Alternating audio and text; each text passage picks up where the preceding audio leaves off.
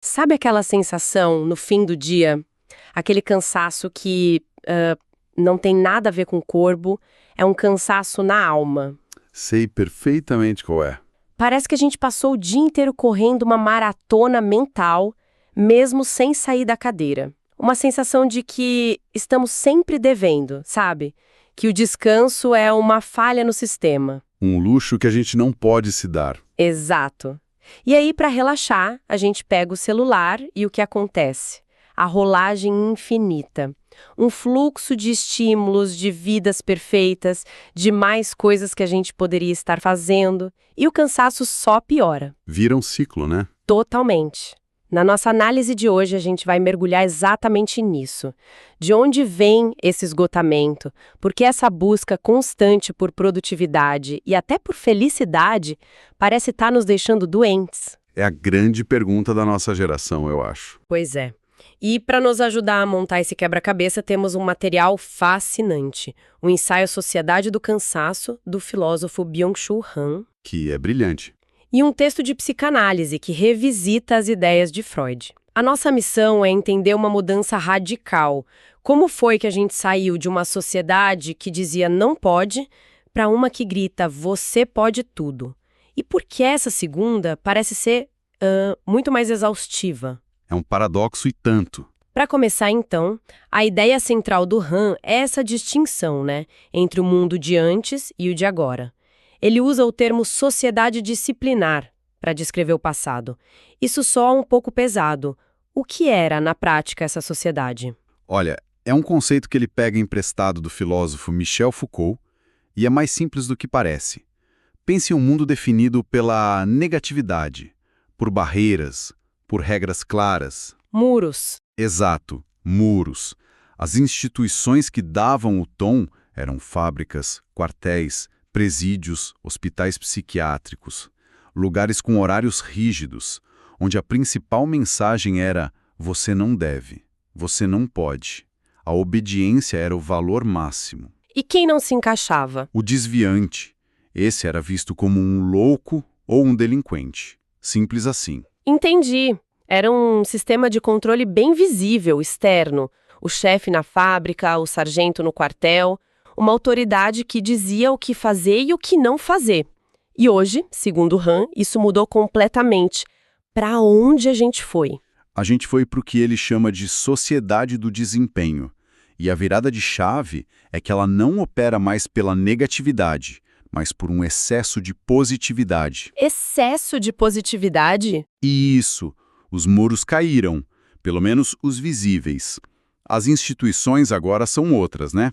Academias de ginástica abertas 24 horas, escritórios com espaços de descompressão, coworkings, shoppings. A mensagem mudou de você não pode para você pode. É o yes we can, o just do it. Exatamente. É o lema do nosso tempo. E aqui a coisa fica muito paradoxal. A gente vende isso como empoderamento, como liberdade. Seja seu próprio chefe, transforme seu hobby em trabalho. O céu é o limite? Pois é. Mas o que o Han está dizendo é que o resultado dessa suposta liberdade não são pessoas mais felizes, mas sim... depressivos e fracassados. Essa é a tese chocante dele. A sociedade disciplinar criava infelizes, ok, mas a sociedade do desempenho cria depressivos. A violência não vem mais de fora, de alguém que nos proíbe. Ela vem de dentro. É uma pressão interna para performar. Espera, vamos desempacotar isso, porque essa é a parte mais importante. Como a liberdade de poder fazer tudo se transforma numa prisão? A genialidade da análise do Han, para mim, está na ideia de que a exploração mudou de endereço. Ela deixou de ser alheia para ser autoexploração. Não tem mais o capataz gritando no seu ouvido. Não. Agora você é o seu próprio capataz. Você se torna mestre e escravo de si mesmo, um empresário de si. E essa forma de exploração é infinitamente mais eficiente. Mais eficiente porque a gente faz por vontade própria. É isso. Exatamente. Ela vem com um sentimento de liberdade. Ninguém está te obrigando. Você escolheu otimizar sua vida. Você quer ser a sua melhor versão. A fonte tem uma citação que é assim um soco no estômago. Manda. O explorador é ao mesmo tempo o explorado. Agressor e vítima não podem mais ser distinguidos. Você tá se chicoteando, mas acredita que a rédea está na sua mão. Uau! É essa liberdade paradoxal que se converte em violência contra si mesmo. E o resultado é o burnout, o esgotamento, a depressão. Essa ideia de que o chefe se mudou para dentro da nossa cabeça é assustadora. E me lembra que essa não é uma preocupação totalmente nova. A psicanálise já fala sobre essa voz interna há mais de um século, né? Perfeito. É a ponte ideal para nossa segunda fonte. De onde vem esse juiz implacável que mora em nós? A fonte nos leva direto a Freud e ao seu conceito de supereu. De forma bem direta, o supereu é a internalização da autoridade. Primeiro, a dos pais, com seus sims e nãos. Depois, a da sociedade, da cultura, dos valores do nosso tempo. É a instância psíquica que funciona como nosso promotor, juiz e júri internos. E ele está sempre de plantão, nos vigiando. E o interessante é que o superel da sociedade do desempenho, a que vivemos hoje, é diferente e talvez muito mais cruel que o da sociedade disciplinar. Como assim? O superel antigo, o das proibições, dizia: você não deve fazer isso, é proibido. Ele impunha limites. O superel de hoje, alimentado por essa positividade do você pode, diz algo muito mais perverso. O que ele diz? Ele diz: você pode fazer tudo, ser tudo, porque você ainda não conseguiu. Porque não é mais produtivo, mais feliz, mais saudável? A culpa é sua. Nossa, isso é cruel mesmo. Ele não acusa a gente de transgredir uma regra, mas de falhar em alcançar um ideal que é infinito. Exato. É a culpa não por fazer o errado, mas por não fazer o suficiente. Que nunca é o suficiente. Nunca. A fonte cita uma passagem do Freud, do livro O Mal-Estar na Civilização, que é premonitória.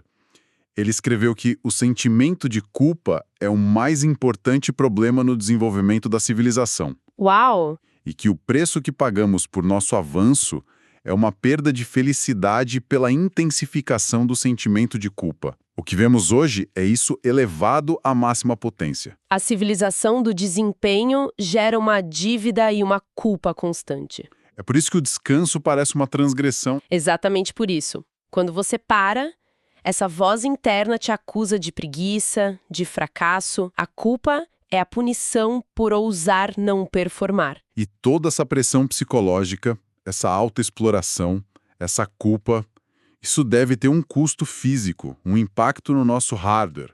O que essa guerra civil dentro da nossa mente está fazendo com o nosso cérebro? O Han fala em violência neuronal. Sim, e esse é outro ponto central. Ele argumenta que as doenças paradigmáticas do século XXI não são mais bacterianas ou virais como no passado. Elas são neuronais. Depressão, TDAH, burnout. Isso. E a causa delas, segundo ele, não é a negatividade de um invasor, como um vírus. A causa é o excesso de positividade. Excesso de positividade de novo. Como assim, nesse contexto? Excesso de produção, excesso de desempenho, excesso de comunicação, excesso de estímulos. Nosso cérebro simplesmente não foi projetado para esse bombardeio constante. E isso afeta diretamente uma de nossas capacidades mais humanas, a atenção. A nossa capacidade de focar. Exato. A gente está trocando o que ele chama de atenção profunda pela hiperatenção. Hiperatenção seria o famoso multitasking, a multitarefa que o mundo corporativo vende como uma habilidade essencial. Exato. A hiperatenção é essa atenção dispersa, que pula de uma coisa para outra. É a sensação de estar respondendo um e-mail, enquanto uma notificação do WhatsApp pisca e você já está pensando no que vai pedir para o jantar no iFood. Nenhuma dessas tarefas recebe nossa atenção plena. Nenhuma. A gente está apenas surfando na superfície da nossa própria vida. Que é basicamente a descrição do meu cérebro depois de 10 minutos no Twitter. É o cérebro de quase todos nós. E o Han faz uma comparação brilhante e um pouco assustadora. Ele diz que essa multitarefa, longe de ser um avanço, é uma regressão. Ela se assemelha à atenção de um animal selvagem. Como assim, o animal selvagem? Pense num animal na floresta. Ele precisa estar constantemente alerta. Ele come, mas ao mesmo tempo precisa vigiar predadores, cuidar da prole, ouvir cada ruído. É uma atenção ampla, mas obrigatoriamente rasa. Ele não pode se dar ao luxo de focar. Não pode. A sobrevivência depende dessa dispersão. Já a cultura, a arte, a filosofia, a ciência, tudo que a gente considera os grandes feitos humanos nascem da atenção profunda, da capacidade de se demorar, de contemplar. A hiperatenção nos devolve a um estado de sobrevivência selvagem. Mesmo que a gente esteja sentado num escritório com um ar-condicionado. Exatamente. Então estamos regredindo a um estado de alerta primal. O cenário que se desenha é bem desolador. Uma sociedade que nos transforma em nossos próprios carrascos, uma voz interna que nos afoga em culpa e um cérebro reconfigurado para distração superficial. As fontes apontam alguma saída ou estamos condenados a viver exaustos? Apontam. E a saída proposta por Han, que ecoa outros pensadores como Nietzsche, é profundamente contraintuitiva para nossa época. A solução passa por reaprender a fazer algo que nossa cultura despreza. E o que seria? Abraçar o tédio profundo. Coisa que a gente quer. O tédio é o inimigo. A gente pega o celular no elevador, na fila do café, em qualquer segundo de ócio, justamente para fugir dele. Exato. A gente vê o tédio como um vácuo, um sinal de improdutividade que precisa ser preenchido imediatamente. Mas para a filosofia, o tédio não é um vazio, é um espaço. Um espaço para quê? A fonte cita o filósofo Walter Benjamin, que tinha uma imagem linda para isso. Ele dizia que o tédio é um pássaro onírico que choca o ovo da experiência. É só no silêncio do tédio, quando a mente para de ser bombardeada, que o novo, o criativo, a reflexão genuína podem surgir. Certo. Filosoficamente é uma ideia bonita, mas na prática isso não soa como um privilégio enorme. Para quem tem 2 empregos, filhos, uma vida corrida, a ideia de chocar o ovo da experiência no tédio parece um luxo de outro planeta. Essa é a objeção perfeita e é crucial. O Han não está sugerindo que todos devem fazer um retiro de silêncio de 1 mês. A proposta é mais sutil. Trata-se de cultivar o que ele chama de potência negativa. Potência negativa? Não é fraqueza, mas sim o poder de não fazer, o poder de dizer não. É a capacidade de resistir a um estímulo em vez de reagir a ele imediatamente. Pequenos atos de resistência cotidiana. Exatamente. É a decisão consciente de não pegar o celular no elevador. É a escolha de olhar pela janela do ônibus em vez de rolar um feed. É permitir que um pensamento se complete sem interrompê-lo para checar uma notificação. É recuperar soberania sobre a própria atenção em pequenas doses. Isso. E nos leva a uma distinção final que Han faz, sobre o cansaço. Ele diz que existem 2 tipos. Então existe um cansaço ruim e um cansaço bom. Poderíamos dizer assim, existe o cansaço solitário, que é o do esgotamento, do burnout. É um cansaço que te isola, te incapacita, te fecha em si mesmo. O cansaço do eu exausto de si mesmo. Perfeito. Mas existe outro tipo, que ele chama de cansaço fundamental. É um cansaço que vem depois de uma atividade com sentido. Talvez até um cansaço compartilhado. Ele não te isola, ele te abre para o mundo. É um cansaço que conecta. Exato. Um cansaço que afrouxa as amarras do ego.